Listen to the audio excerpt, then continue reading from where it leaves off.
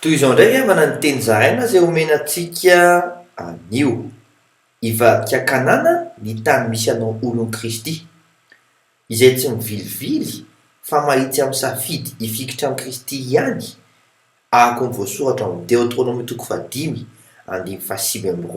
amin'ny anaran'i Jesosy hoe koa tandremo mba hanao arak'izay efa nandidini Jehovah Andriamanitra reo ianareo, aza mivily na amin'ny ankavanana na amin'ny ankavia, dia hita soa sady ho maroandro.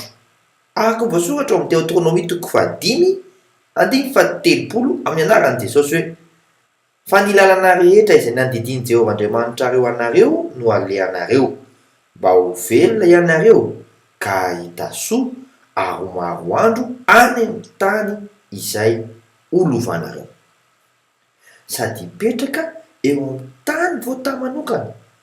Araka ny voasoratra amin'ny Deutéronome 5:7 amin'ny anaran'i Jesosy hoe koa mianoro Israely ka mitandrema anaraka izany mba hahita soa ianao ary mba hitombonareo indrindra arak'izay nolazain'i Jehovah Andriamanitra ny razanareo taminao dia ny amin'ny tany tondra-dronono sy tantely. Ny tompo efa vonona fa anao sisa ny safidy. Mandrapioana tompoko.